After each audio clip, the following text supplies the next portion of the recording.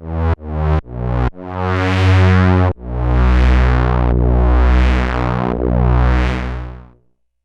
friends, I'm the Gun Penguin, and it's time for another Q&A video. The way this works, these questions have been asked by my lovely, beautiful, awesome patrons. They can ask as many questions as they want, and then I'll do my best to answer them if I know the answer. And I do this kind of off the cuff. I'm not thinking about these answers in advance because I think it's a lot more interesting that way. And if you would like to ask a question, go over there and join our little burgeoning community on Patreon. It grows a little bit more every month, and we're having a really good time over there. And I couldn't do this without those guys and gals. They're awesome people. So these first couple of questions were asked by Ava, who is the daughter of my lovely Patreon supporter and good friend Suat. I'm answering these questions up front because we all know sometimes I say stuff that's not so good, and I wanted to make the start of this episode kid friendly so that she could have her questions answered too. Ava asks, "Why is your name the Gun Penguin?" Well, I've noticed that when I was in bands, naming the band was the hardest thing. Half the band wants to have some kind of serious name, and the other half just wants it to be something kind of ridiculous or funny. And this argument can go on for weeks, and it can get really kind of heated.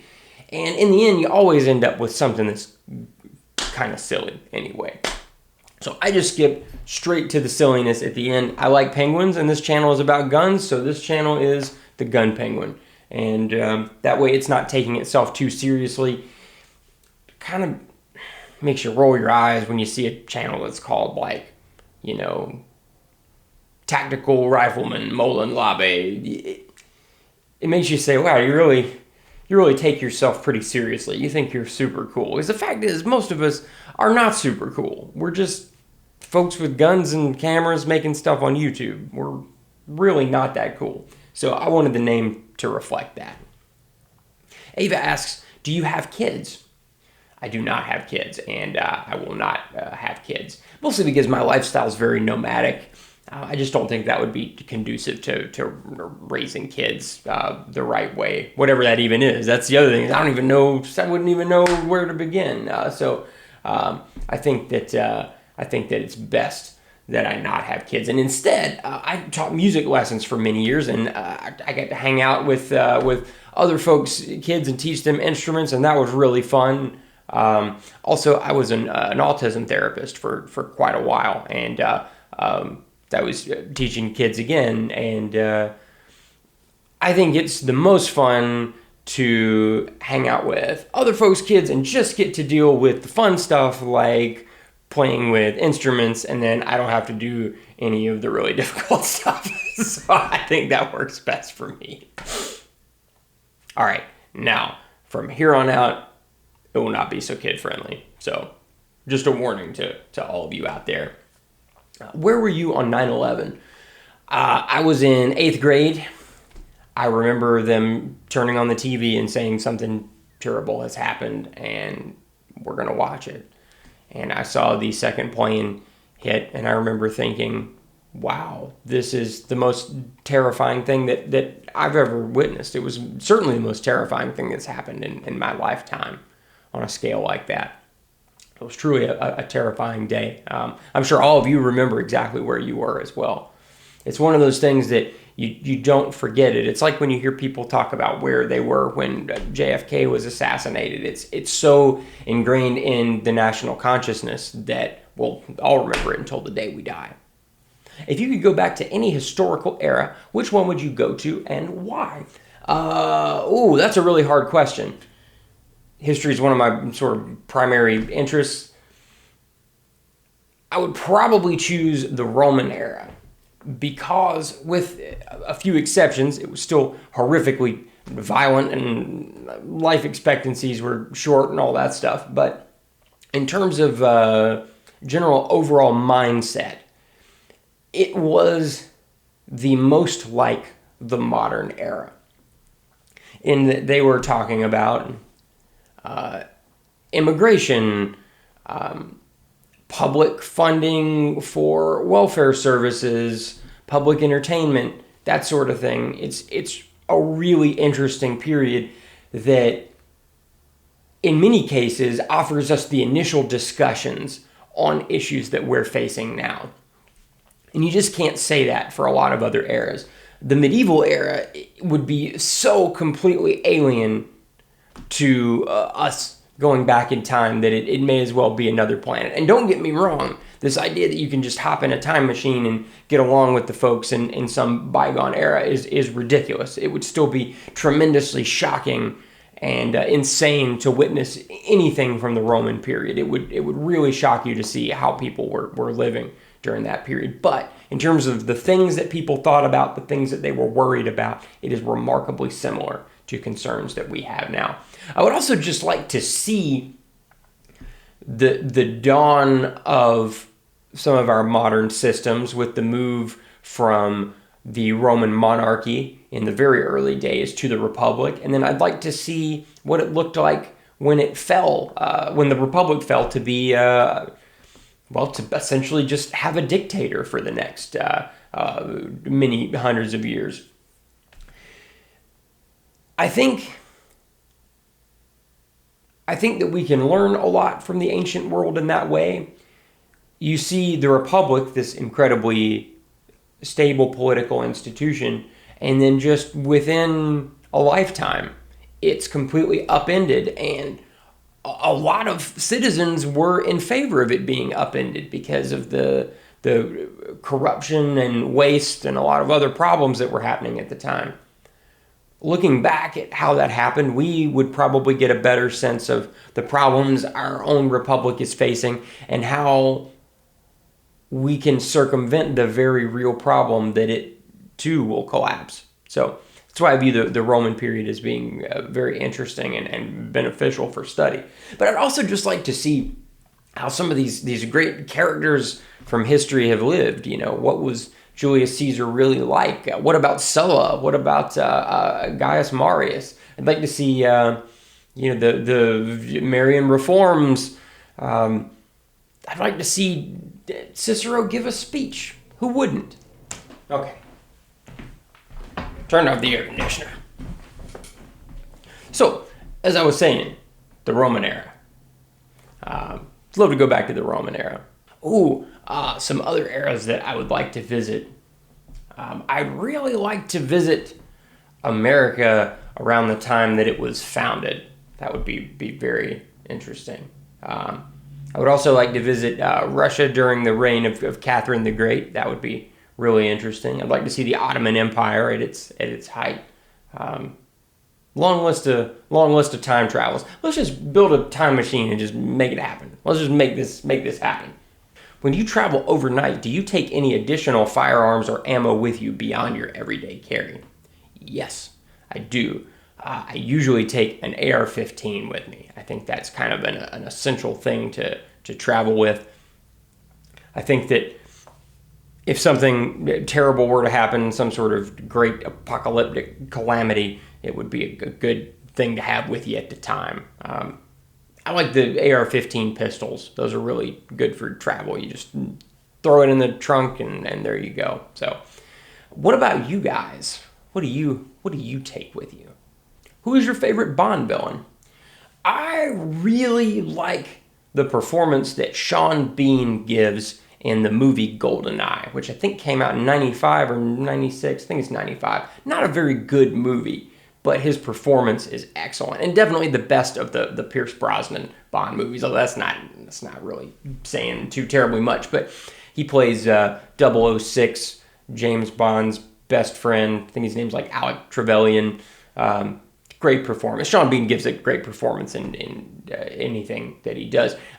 The British series Sharp. Sean Bean plays the eponymous character. He's this rifleman in the British Green Jackets during the Napoleonic Wars. I think most of the show takes place during the Peninsular War. And man, that's a great show. What a great performance, too. Highly recommend Sharp. It's awesome. Wow, this next one is tough. How do you feel about vape bans? Well, this is one of those cases where I don't know, because I don't vape, I don't know if I should really or can really effectively weigh in on that. So I'll kind of talk about this in a more broad way. I'm a big believer that if you're not involved in something, you should only weigh in on it to a certain point, because it's hard for you to know what the hell you're talking about. It's kind of like when men talk about what women should do with their bodies, for instance. Again, that's a little bit outside of our realm of understanding, right?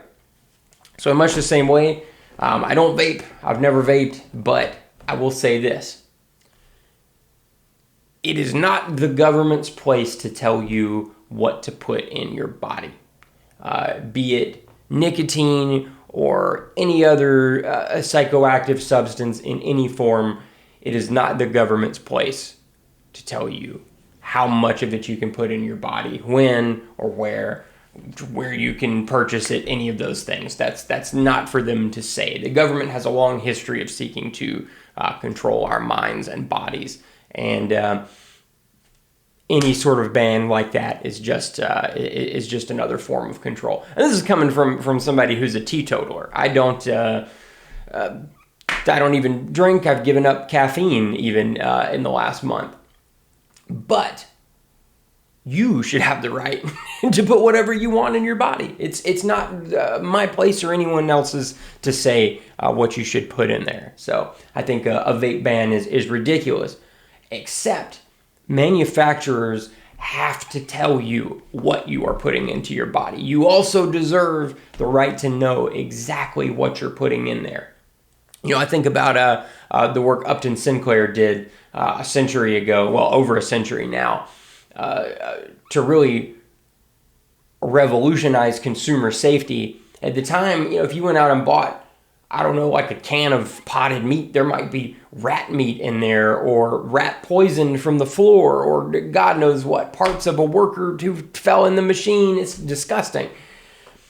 We don't want to go back to a time when manufacturers would say, who knows what's in there, but it's perfectly safe. Don't want that. So you do, though, have the right to know every single ingredient that you're consuming, to make sure that you want to consume those ingredients and put them in your body. But at the same time, the government shouldn't be telling you what you should stick in there. Do you consider yourself to be more of a hero or a villain, and why? Oh, that's a very interesting question.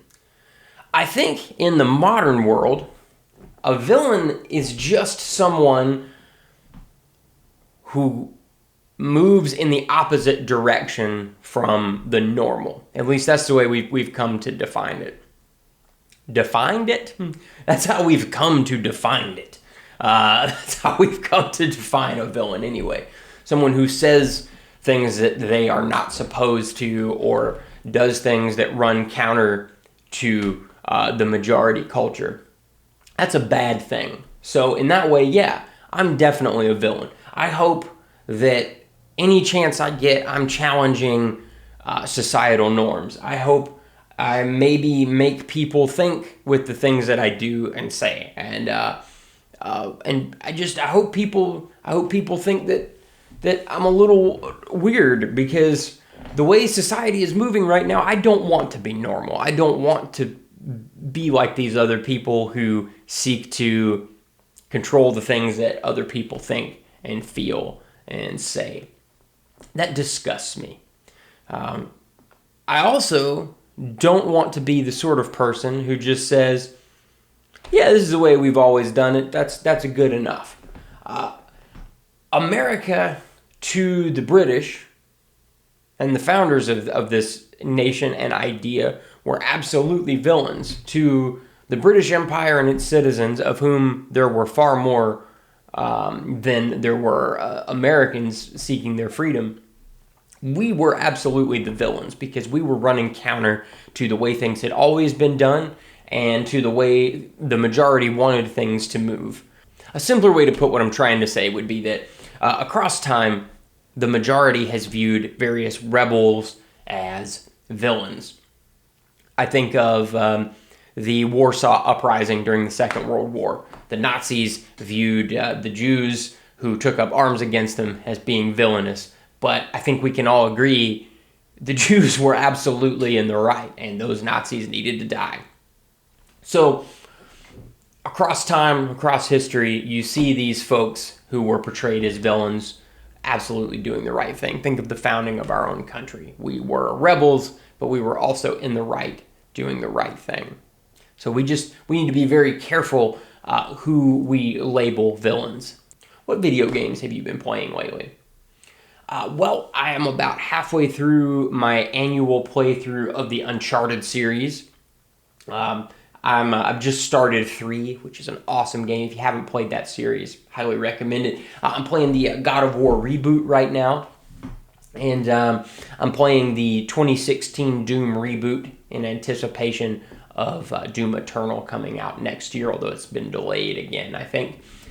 And I'm excited for Red Dead Redemption 2 to make its way to PC. Me and Tracy were talking about that online today.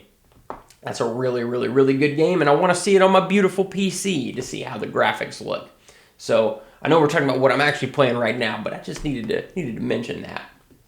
What else?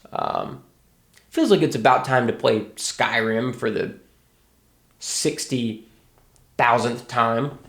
Do y'all still play Skyrim? Anyone out there still turning that one on every now and again? It's still a great game, but I think we've kind of beaten it to death at this point. It's time for Bethesda to release a goddamn new game. Did you enjoy Halloween? Yes, I very much enjoyed Halloween. Engaged in various Halloween and occult festivities, and then at the end of the evening played a little bit of Alien Isolation, which is a great game. I normally don't play video games on Halloween. I'm too wrapped up in various occult goings-ons. Anyway, played Alien Isolation this year. What's your favorite scary movie or movies? Ooh, I talked about this a little bit on the podcast with John. This year's theme was cosmic horror. So this year I was really into Aliens, Prometheus, Alien Covenant, and then the game Alien Isolation, but also the movie The Thing, which is a fantastic movie. If you haven't seen it, really, really, really great. In general, though, I'm trying to think of some Halloween favorites. The Shining, that's awesome. I don't like the slasher films as much, though I do still love them, but I tend to like the stuff that's a little bit more out there. Oh, The Witch. The Witch is an awesome movie. I absolutely love The Witch. How do I find your music? Do you have a band, or is it all solo and or commission based?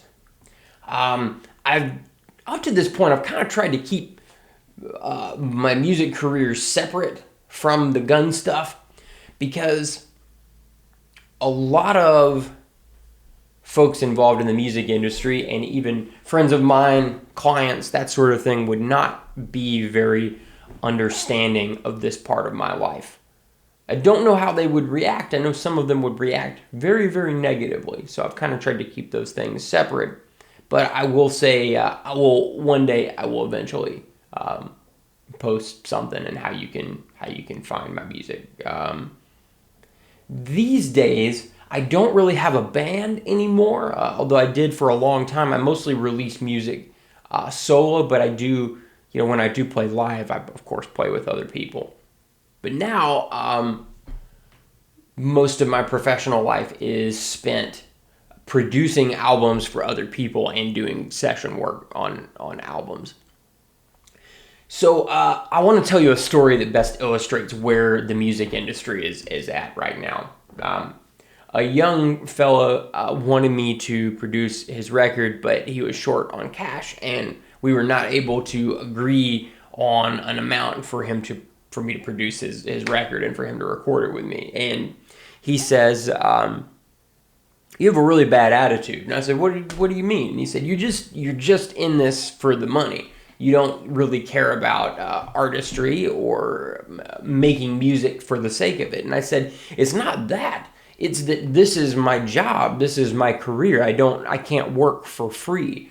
This idea that you should play simply because you want to, because you want people to enjoy it, and because it needs to exist out there in the world is ridiculous. And that's one of the things that brought music to this place. There has been no protection specifically from audiences for people like me. So it's made more sense for me to move on to producing stuff for other people. Because the fact is, audiences are not willing to pay for music. Most folks at this point, they expect music to be free on YouTube or extremely low cost on Spotify or wherever. The days of actually being paid a living wage for music that you have created, not made for someone else, but for yourself, those days are gone. There is no money to be made making your own original music. That's not a career anymore unless you want to be completely starving. Now, if you're one of the 500 people that have contracts with major record labels, yes, there is absolutely money to be made. But of the folks who play or have at one point played professionally, the folks signed to a major label make up probably half of 1% of us, if not far less than that. That's probably a generous number. So for me, it made sense to move to producing records for other folks. I have a lot of studio equipment and a lot of experience doing that. So about a decade ago, I started moving in that direction, and that's kind of what I've been sort of phasing out, playing my own gigs and bringing up the production work. And now it's to the point where this is production, this is my own stuff. And that's just the way it has to be. So I do release records of my own from time to time, but I only put out one maybe every 3 or 4 years, whereas I used to put out one a year. But eventually I'll work up the balls to put one of them on YouTube for y'all to listen to. So, but not today. Today is not that day. What's your favorite breakfast food? I really like just the classic American breakfast of eggs and bacon and a little bit of toast. Especially after you get back from the gym, few things are better than just a couple of eggs and 2 or 3 slices of bacon and a little piece of toast. That's just good stuff. Luke asks, do you think I can get Grantham to legally adopt me? I know I'd be a wonderful son to him and make him proud. I'm sure you would, but you'll have to ask him. I don't speak for him, nor am I his legal representative, so you'll have to ask Grantham. But I'm sure he would. You are a wonderful person, and I'm sure he would be proud to have you as a son. Did you get what you wanted for your birthday? Yes, I did. I tend to be pretty easy to please. I got to go to my favorite restaurant, and then I got one of my favorite desserts. So that's good enough for me. That's all I want. Christmas, Thanksgiving, or Halloween. You can only have one. Which do you choose? I love Halloween and I love Christmas, but I fucking hate Thanksgiving. Thanksgiving, I hate it. Can't stand it. It's just, growing up, the Thanksgiving food that we had was not so great. It tended to be dry-ass white people turkey and, terrible, weird gravy. And oh god, it was awful. So when I make Thanksgiving here, we have steak or something because God, I don't want to contribute to dry ass white people turkey. Which, given my overwhelming whiteness, I can only assume that is exactly the sort of turkey that I would create were I to cook a turkey. So no turkey for me. I don't like Thanksgiving. I also, from a historical perspective, Thanksgiving is very fucking dubious, and it is largely a created holiday to sell stuff, for the most part. So I'm not a Thanksgiving person. Can't stand it. It's a terrible holiday. I also don't like that sort of forced togetherness to eat bland food. So no, thank you. But Halloween is like a cult Christmas. It's a wonderful, wonderful time of the year. It's a wonderful day. I've loved it since I was a kid, and I love it now. But Christmas is amazing as well. Christmas is when I celebrate Saturnalia. But Christmas is fun in its own right. There's Christmas trees and beautiful lights and great food, much better food than Thanksgiving. Gifts, it's a wonderful, wonderful time. So I love Christmas, and we'll do something fun for Christmas here on the channel, I'm sure. What do all of you like to do for Christmas? What are your favorite Christmas traditions? And do you enjoy Thanksgiving, and why? Do any of you hate Thanksgiving as much as I do? I would be very curious to see if you do. But one of the other things that I love about Christmas is that each family, each group has their own incredibly distinct traditions, and it's really fun to talk about those. Where did your traditions come from? Who first started them? How old are they? You don't see that with a lot of other holidays. That's really a Christmas only kind of thing. But I feel like most families take Christmas very seriously, and that's super cool to see. If you could go to any gun or weapon related event or conference in the next year, which one would you choose and why? I would go to SHOT Show. I know it's cliche, but SHOT Show, for all of the ridiculous pomp and circumstance that surround it, and all of the talk of this is a revolutionary product, and it's some plastic accessory that fits on M-lock. This is going to change angled foregrips forever. No, it's not. But it's super cool to go to SHOT Show and just see where the industry is headed. You get a very good sense of what guns, and to some degree even gun culture, will look like a year from now by looking at what's showing up at SHOT Show. Also, right now there are a few things that I'm very interested in that hopefully will be making an appearance this year. PSA's MP5 clone immediately comes to mind. They're taking their sweet time getting it out, but I think that we'll probably see it this year. The other thing that I love about SHOT Show is the sense of togetherness. So many YouTubers go to SHOT Show. Let's face it, I'm not really big enough for it to really matter if I go to SHOT Show or not. But I'd still like to go just to get that sort of feeling that we're all together in one place talking about this thing that we love. It would be pretty cool. I've never gotten to go. Have any of y'all gotten to go? And if so, what did you think of it? All right, and I've saved this question for last because this one is tough. This is probably going to take me quite a while to answer, so strap in. And I don't mean to offend anyone with anything that I'm about to say. I just think that some of this probably needs to be said. The question is, does it not scare you at all how far left the Democrats have become? Not just with guns, but everything. The banning of anything and everything, even words, the extreme taxation. New York and California have become so that you can only survive there if you're super rich or homeless. This is a really, really good question. This one really stuck out to me, and that's why I saved it for last. Dante, this is an awesome question. So, yes, of course it scares me. Absolutely, it scares me how far left the Democrats have gone. But I'm also terrified of how far right the Republicans have gone.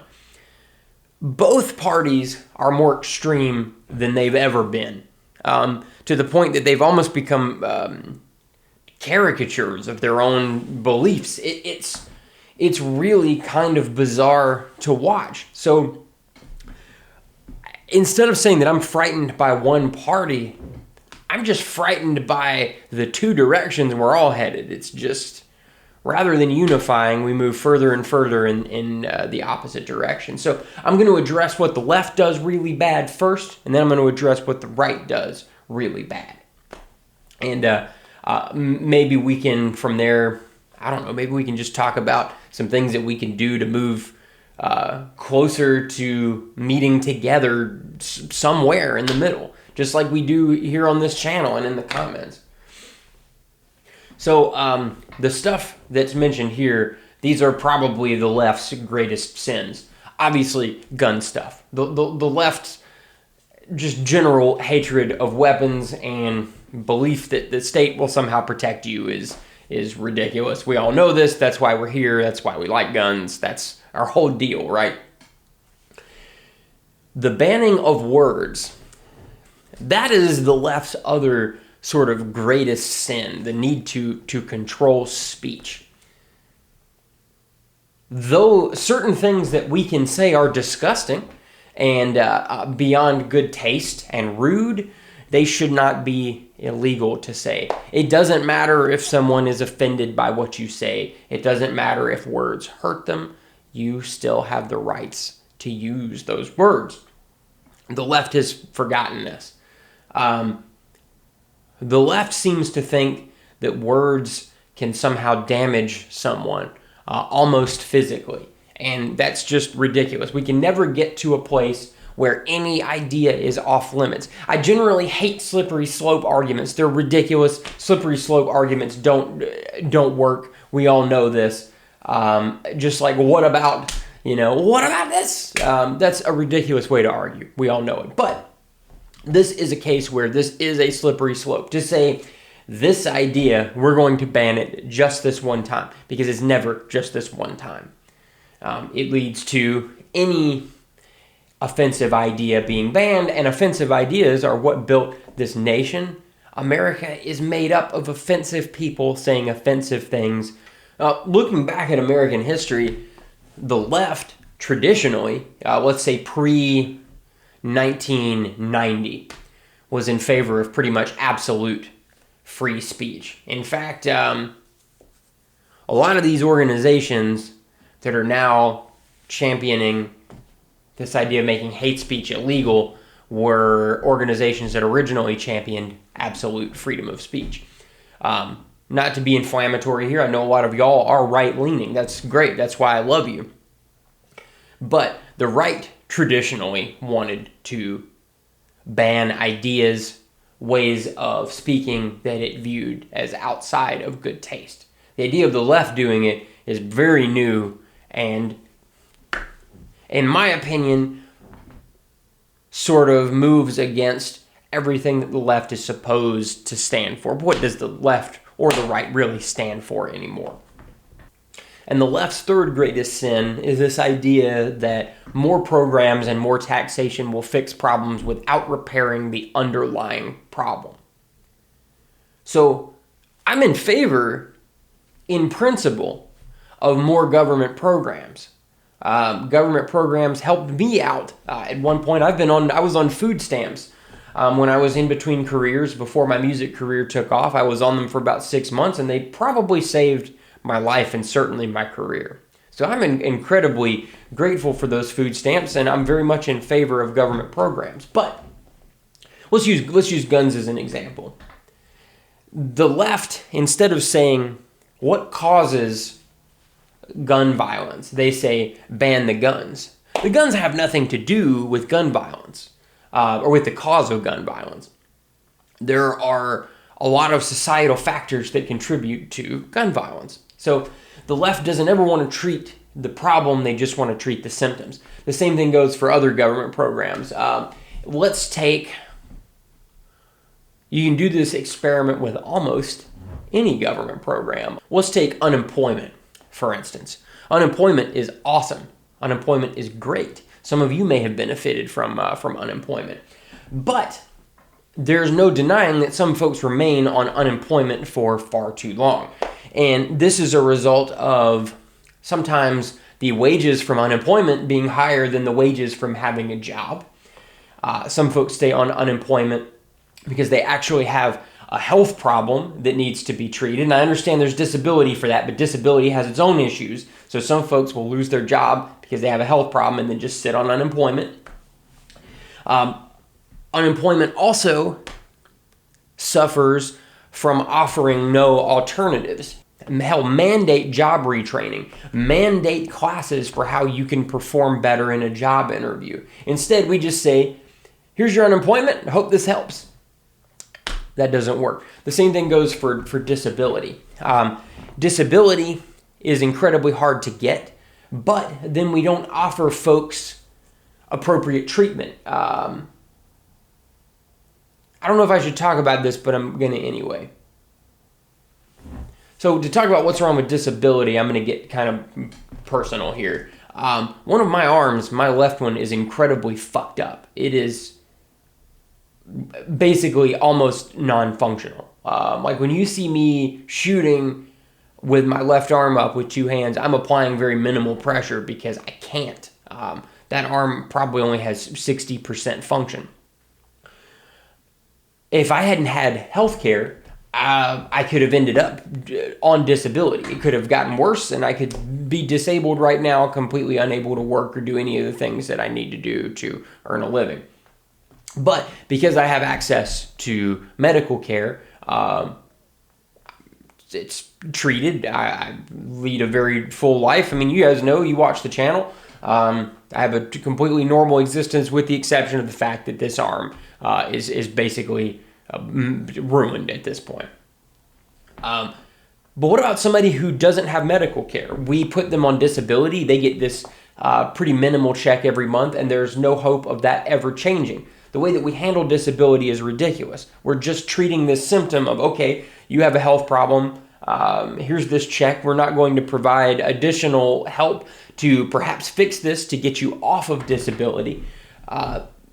We just say, hey, you've done the paperwork, you've gotten a lawyer, which is what you have to do to get disability most of the time. Here's your check. Good luck. That was a very long, rambling way to say the left wants to fix the symptom with these programs, not the cause. Now, the right. The right has its own extremely serious problems. Much like the left, the right refuses to accept these problems as well. So for instance, the left refuses to accept that there are extremists among them and have been for a while. The right has the same problem.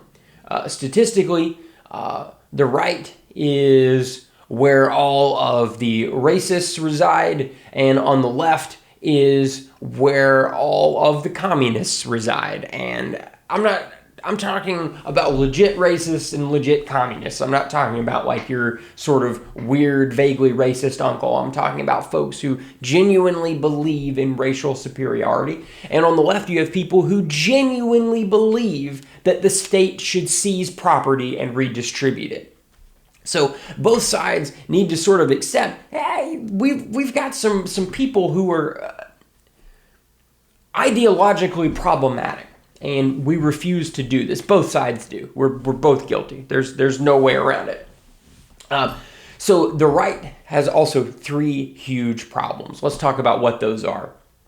The right has a problem with wanting to control free speech also, but in a different way.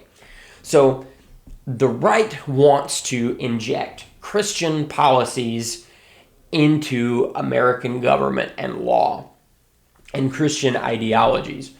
That is an infringement on the First Amendment. And it is just as problematic as this idea that hate speech should be illegal. That idea runs counter to what America stands for. The folks who founded this nation would find it problematic and would wonder why we're still even grappling with this idea of where religion belongs in relation to government. The other big problem with the right is they want to control the human body, specifically the female body. Most pro-lifers do reside on the right side of the political spectrum. There are pro-lifers on the left, but most of them are on the right. It's just those are the numbers. Also, the right tends to, by and large, be in favor of maintaining the war on drugs and maintaining the present illegality of psychoactive substances. And those laws banning psychoactive substances have done a lot of damage to this country, a lot of damage to minority communities, especially the black community. They've suffered immensely and needlessly for ridiculous drug laws. And stats show that white people do drugs at the same rate. The right's third greatest sin is sort of what I would call political selfishness. This idea that it's my money, you don't deserve to have any of it because you haven't earned it. And everybody who uses government programs, they're all leeching off the state and just trying to live on Uncle Sam's dime. With any program It doesn't even matter what it is, there will always be some sort of waste and misuse. Like if I set up a little truck on the corner that gives away ice cream samples for my ice cream business, let's say, my hypothetical, I want to start an ice cream business, my hypothetical ice cream business, and I'm giving away ice cream samples, there's going to be one person who looks at the sign that says, please only take one sample, and they're going to take 3. Most people will just take the 1, but there will always be 5% of the people that they're going to take 3. We just have to accept this. It doesn't mean that because a certain percentage misuses this program that we should just tell everybody, well, no, those people, they ruin it for the rest of you. And the other thing we need to work around is this idea that it's my money, you didn't do anything to earn it, so you can't have whatever percentage of it.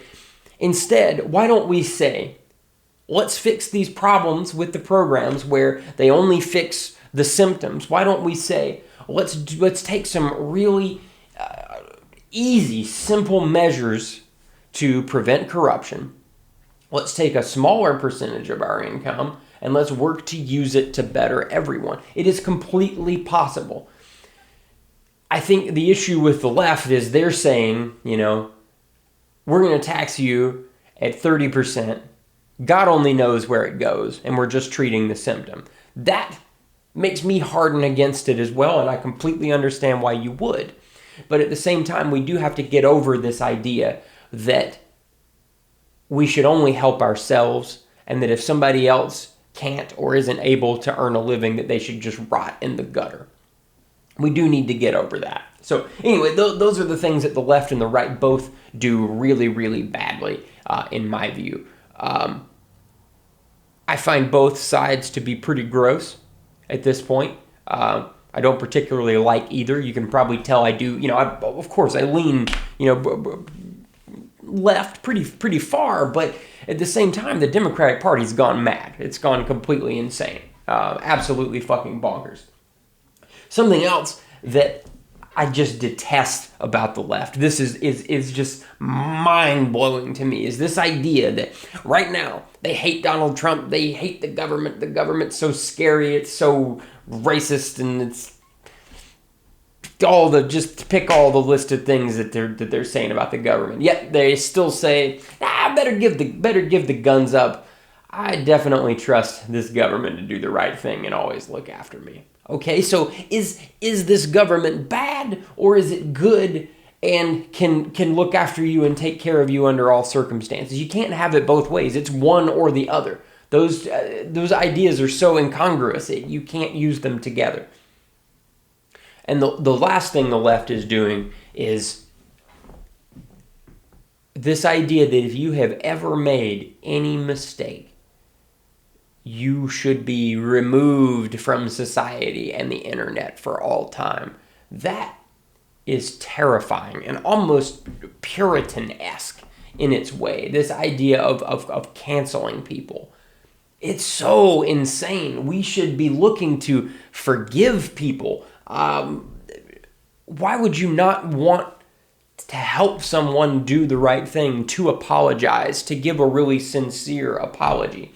But more than that, especially comedians, entertainers, folks who say offensive stuff for a living, do you want that to go away? Do you want people to stop pushing the boundary? It's so crazy. This idea that we should, like lemmings, run from one ideological extreme to the next. Oh, we've decided that this is bad today. Let's run over there and kill anybody we find doing it. And then, oh, that's changed. Let's go back to what we were doing before. We had it right the first time.